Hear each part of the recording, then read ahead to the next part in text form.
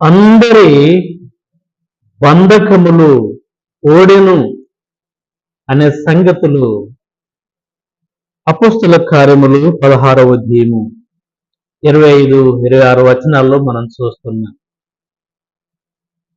బంధకాల్లో ఉన్నటువంటి వారి బంధకాలు ఓడెను అనే సంగతులు చూస్తున్నాం. ఆ బంధకాలు ఓడటానికి గల కారణం ప్రార్థన. పౌలు శీలయు మధ్యరాత్రి వేళ వారు ప్రార్థన చేయుచుండగా ఖైదీలు వినుచుండరి. అకస్మాత్తుగా భూకంపము కలిగెను. వారి బంధకములు ఓడెను అనే సంగతులు మనం చూస్తున్నాం. వారి బంధకములు ఓడటానికి ప్రార్థన కారణమైంది. ప్రభు సహకారము అందింది. వాక్యం వింటున్న నా సహోదరి సహోదర, నీవు కూడా ఏ బంధకముల చేత పీడింపబడుతున్నావో, నీ బంధకముల నుండి విడుదల పొందాలంటే నీవు చేయవలసింది ప్రార్థన. ప్రభు సన్నిధిలో చేరి ప్రార్థన చేయటం ద్వారా నీ బంధకాల నుండి నీ విడుదల పొందుకోగలుగుతావు.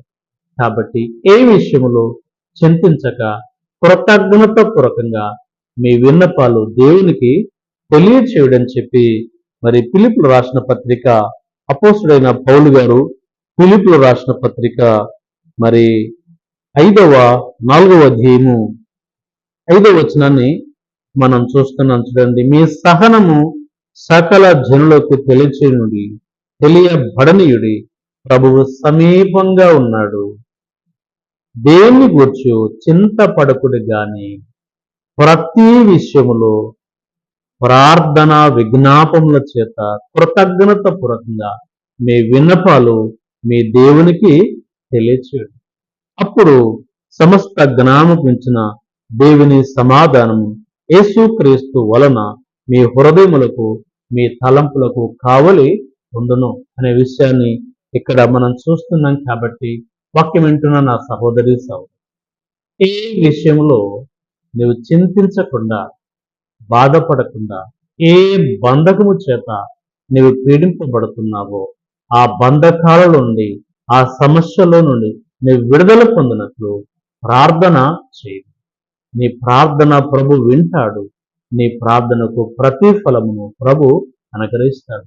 నీతిమంతుల పైన ఆయన కనుదృష్టి ఉంది, వారి ప్రార్థనల వైపు ఆయన చెవులు ఉన్నవని 1 పేతురు 3:12లో మనం చూస్తాం.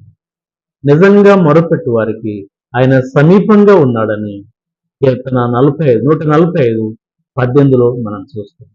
ఆపత్కాలంలో నన్ను గురించి మొరపెట్టుము, నేను నిన్ను విడిపిస్తానని చెప్పి కీర్తన గ్రంథము 50:15వ వచనంలో ప్రభు యొక్క మాట మనం చూస్తున్నాం. కాబట్టి వాక్యం వింటున్న నా సహోదరి సహోదరు, ఏ బంధకము చేత నువ్వు ఉన్నావో ఆ బంధకాల నుండి నువ్వు విడిపింపబడాలంటే ప్రార్థనే శరణ్యం. ప్రార్థనే మరి నీకు విడుదల కలిగిస్తుంది. కాబట్టి ప్రార్థన చేయము, విడుదల పొందుకొనుము, దేవుడిచ్చే ఆశీర్వాదాలు పొందుకొనుము. ఆ రాత్రి మరి పౌలు శీలలు ప్రార్థన చేయగా ఖైదీలందరి బంధకాలు ఓడినట్లు మనం చూస్తున్నాం. నీవు ప్రార్థన చేస్తే నీ బంధకాలు ఊడిపోతాయి. నీవు ప్రార్థన చేస్తే నీ కుటుంబ సభ్యులు ఏ బంధకాల చేత, ఏ ఇరుకుల చేత, ఏ ఇబ్బంది చేత, ఏ చీకటి శక్తుల చేత పీడింపబడుతున్నారో అందు నుంచి విడుదల నువ్వు పొందుకుంటావు. కాబట్టి మోకరిల్లి నమ్మకంగా ప్రభుకు ప్రార్థన చేయము, విడుదల పొందుకును. ప్రార్థన. జీవం కలిగిన మా తండ్రి, స్తోత్రములు చెల్లిస్తున్నాం. నిన్న నేడు నిరంతరం ఏకరీతిగా ఉన్న గొప్ప తండ్రి స్తోత్రాలు. అలనాడు పౌలు శీలయు బంధింపబడి చెరసాల్లో ఉన్నప్పుడు ప్రభువా మీకు మధ్యరాత్రి వేళ వారు ప్రార్థన చేస్తుండగా మహాభూకంపము కలిగింది. అందరి బంధకాలు ఓడినట్లు మేము చూస్తున్నాం.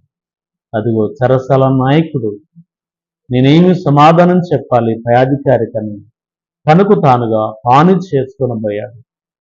అదిగో పౌలు శీలయు నువ్వే హాని చేసుకొనకుము, మేమిక్కడే ఉన్నామన్నప్పుడు, అయలారా నేనేమీ చేయవలను రక్షణ పొందుటకు అన్నప్పుడు నీవు యేసునందు విశ్వాసం ఉంచుము, అప్పుడు నీవును నీ ఇంటి వారు రక్షణ పొందుదురు అన్నప్పుడు ఆ రాత్రి మరి అతడు అతని ఇంటి వారు రక్షణ పొంది మీ సన్నిధిలో సాగినట్లుగా మేము చూస్తున్నాం. అలాగైతే ప్రభువా, పౌలు శీల ప్రార్థన అనేకుల బంధకాలు ఓడుటానికి మీరు చూపిన కృపకై స్తోత్రాలు.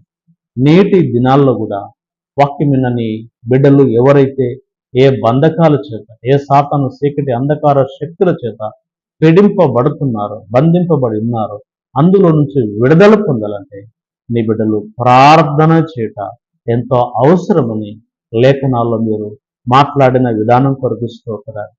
దేని గురించి మీరు చింత పడకుడు గాని ప్రార్థన కృతజ్ఞత పూర్వకంగా ప్రార్థన చేయండి, మీ విన్నపాలు దేవునికి తెలియచేయండి అని పౌలు ఫిలిప్పి సంఘంతో మాట్లాడిన మాటలు మా దృష్టికి తీసుకుని వచ్చారు ప్రభువా. మరి నీతిమంతులపైన మీ కనుదృష్టి ఉంది, వారి ప్రార్థన వైపు మీ చెవులు ఉన్నాయి. నిజంగా మొరపెట్టే వారికి సమీపంగా మీరు ఉన్నారు. ఆపత్కాలంలో నన్ను గురించి మొరపెట్టండి, నేను మిమ్మల్ని విడిపించదనని మాట్లాడిన మా ప్రభు స్తోత్రాలు.